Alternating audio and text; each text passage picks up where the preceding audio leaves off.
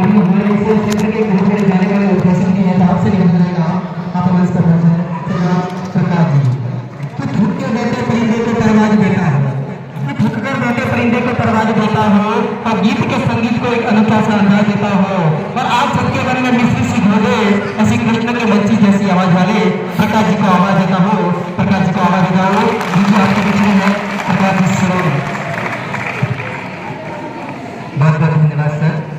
कि राहें जहां तक जाएगी राहगीर वहां तक जाएगा, राहें जहां तक जाएगी राहगीर वहां तक जाएगा, तुम दरिया से क्या पूछ रहे हो नीर कहां तक जाएगा। अरे खींच ढलों की डोर निशाना साधो अपनी मंजिल का, बाकी बाद में देखेंगे कि तीर कहां तक जाएगा, बाकी बाद में देखेंगे तीर कहां तक जाएगा। सम्मानित गुरुजनों को प्रणाम करता हूँ, आप सभी के चरणों में वंदन करता हूँ और इस मंच को सलाम करता हूँ जिस इस मंच ने उस मुकाम तक पहुंचाया है जहां पर जाना शायद संभव नहीं था। अभी सुबह जब मैं जगदीश सर से मिला तो एक वाकया याद आ गया, शायद मैं सही हूं तो 9 अप्रैल 2016 की बात है जब हमारा फेयरवेल हो रहा था और उस समय मैं यहाँ पर प्रस्तुति दे रहा था एक कविता की और एक लाइन कही थी मैंने कि शायद मेरी इस मंच पर ये आखिरी कविता है।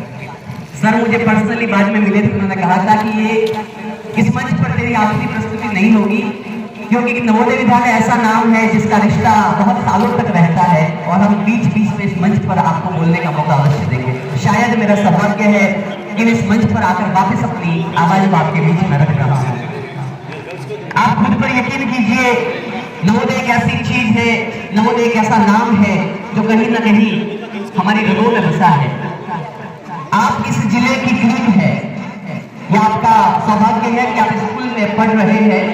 बहुत सारे बच्चे, बहुत सारे विद्यार्थी इस स्कूल में आने का प्रयास करते हैं लेकिन कुछ को ही मौका मिलता है और हम में से एक हो। पहचानिए आज कि आप किस स्थान पर हो, आप किस स्कूल में हो और इसकी अहमियत क्या है।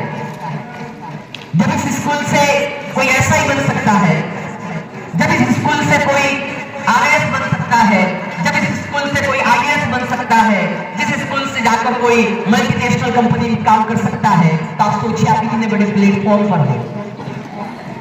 समझ रहे हो बात को? खुद को पहचानने की जरूरत है कि हमें किस फील्ड में जाना है, खुद को पहचानने की आवश्यकता है कि मुझे बनना क्या है। जहां पर हो आप बने रहिए, इस प्लेटफॉर्म का उपयोग कीजिए और अपने सपनों को साकार करने के लिए पूरे प्रयास कीजिए। मुझे याद है एक समय था जब मैं इस स्कूल में आया था, मेरा एडमिशन 9th में हुआ था, 8वीं तक मैं हिंदी मीडियम में पढ़ा था, विशुद्ध हिंदी मीडियम एकदम पूरी तरीके से। 9th क्लास में एडमिशन हुआ, बायो की क्लास थी, पूरा इंग्लिश में वहां पर विज्ञान पढ़ा हमने 8वीं तक, यहाँ पर आकर साइंस पढ़ा, बायो पढ़ा। बायो वाले सर की क्लास थी, पूरा इंग्लिश में चल रहा था अपने तो, क्योंकि हिंदी मीडियम से आया ऊपर ऊपर जा रहा था।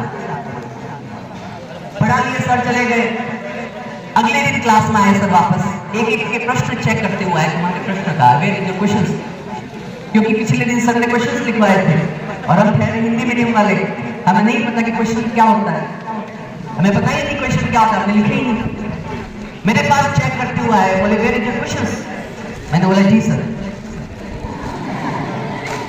वापस बोले वेयर इज योर क्वेश्चंस, मैंने बोला जी सर।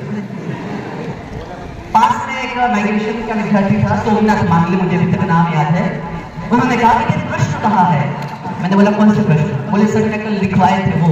तब जाकर पता चला कि सर ने कल क्वेश्चंस लिखवाए थे।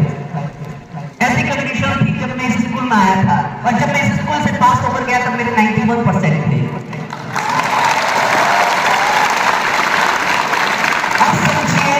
अब समझिए कि नवोदय क्या चीज है। अगर आप इस स्कूल को पास करके कहीं पर जाओगे, आपको पूछेंगे आप कहां से आए हो, आप बोलोगे मैं नवोदय से आया हूं, अगले वाले के माइंड में आपका चेहरा एकदम से बदल जाएगा, समझ जाएगा कि बड़ी स्थान से आया है, बड़ी जगह से आया है। स्काउट होता है यहाँ पर, स्काउट पता नहीं, स्काउट गाइड होता है, स्काउट का एक वाकया याद आ रहा है अमेरिका का।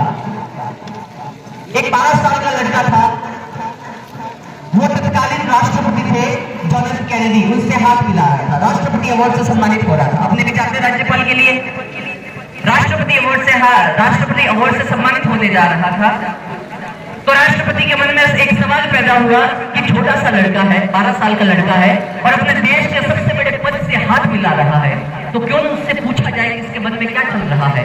अगर आज भी हमारे यहाँ पर एसी सर आ जाए, डीसी सर आ गए और हमें प्यार से पूछ ले, नाम पूछ ले, तो हम अभी खुश हो जाते हैं, हम खुश हो जाते हैं कि हमने एसी सर से बात की, डीसी सर से बात की। तो राष्ट्रपति के मन में सवाल पैदा हुआ कि इस 12 साल के लड़के को पूछा जाए कि इसके मन में क्या चल रहा है, क्योंकि ये देश के सबसे बड़े आदमी से हाथ मिला रहा है। उस लड़के को पूछा गया, my dear young man, how do you feel, तुम्हें कैसा महसूस हो रहा है। उस लड़के ने कहा, sir I feel as if the current president of America is shaking his head with the future president of America.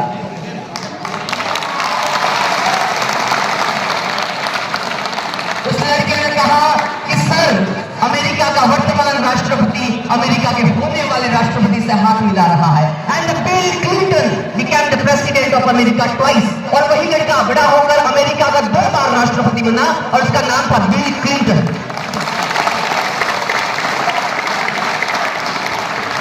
ये वाक्य हमें एक संदेश देता है कि आपके भीतर एक जिद होनी चाहिए, आपके भीतर एक कमिटमेंट होना चाहिए। अगर आपके भीतर जिद है, आपके भीतर कमिटमेंट है, तो शायद दुनिया की कोई भी ताकत आपको अपने मुकाम को पाने के लिए नहीं रोक सकती। एक जब 12 साल का लड़का बड़ा होकर राष्ट्रपति बन सकता है, तो सोचिए आप किस मुकाम पर है, आप किस स्थान पर, इस जगह को पहचानिए, इस जगह की वैल्यू को पहचानिए। किसी भी नकारात्मक चीज से हमें दूर रहना है। कोई भी सफलता प्राप्त करने में आपको बाधाएं मिलेंगी, आप सोचेंगे क्या ये काम कर सकता हूं या काम नहीं कर सकता, उस मुकाम तक पहुंच सकता हूं या नहीं पहुंच सकता।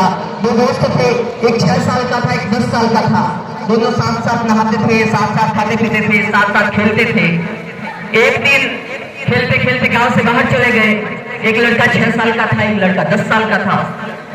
जो बड़ा लड़का था 10 साल का, वो खेलते खेलते जाकर कुएं में गिर गया। पतंग उड़ाते ना, पतंग जब पतंग उड़ाते तो पीछे पीछे दौड़ते, पीछे का नहीं देख पाते हम, और वो दौड़ रहा था, पीछे कुएं में गिर गया। और जब कुएं में गिरा तो उसने आवाज लगाई कि बचाओ बचाओ। अब उसके आसपास कोई नहीं था, बाहर था उसका दोस्त जो 6 साल का था, जो कुएं में गिरा वो 10 साल का था। उसने आवाज लगाई कि बचाओ बचाओ। वो 6 साल के लड़के ने देखा, अपने आसपास नजर दौड़ाई, कोई नहीं था उसको बचाने वाला।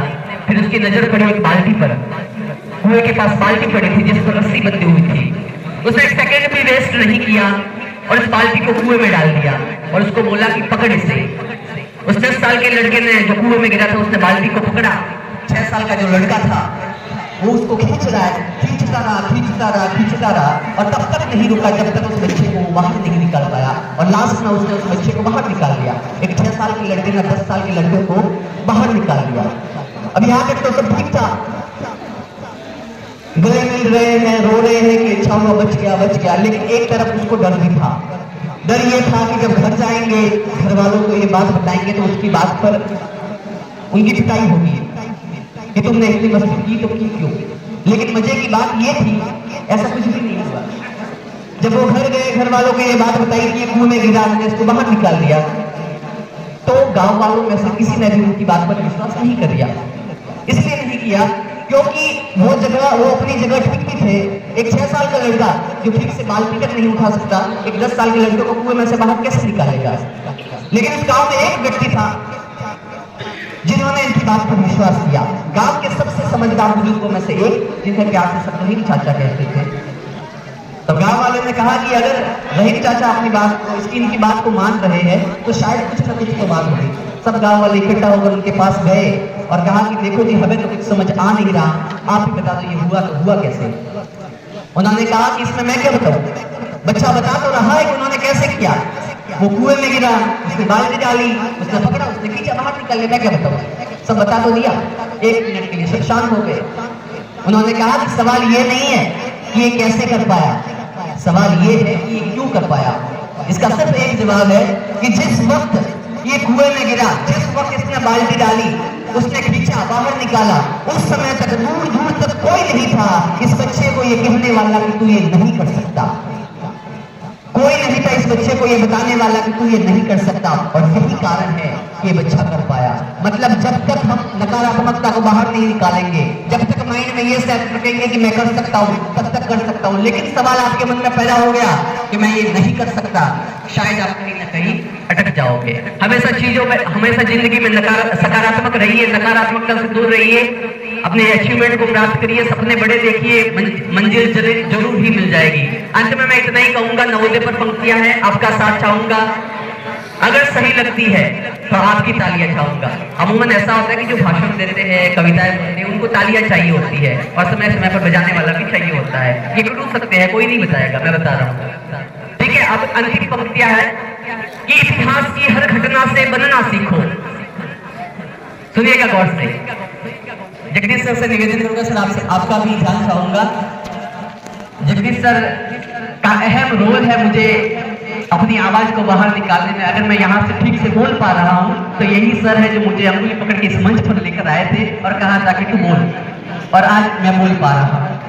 इतिहास की हर घटना से बनना सीखो, औरों का बनने के लिए सबका बनना सीखो।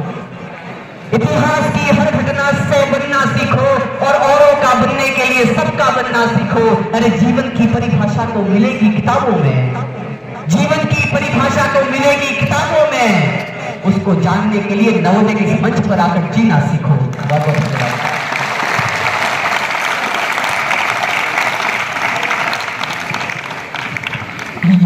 हमारे बीच में श्रीमान प्रकाश सिरोरी, क्योंकि बहुत बड़े एक जाने माने उद्घोषक है, और वर्तमान में अध्यापक के पद पर मकान में अपनी सेवाएं दे रहे हैं।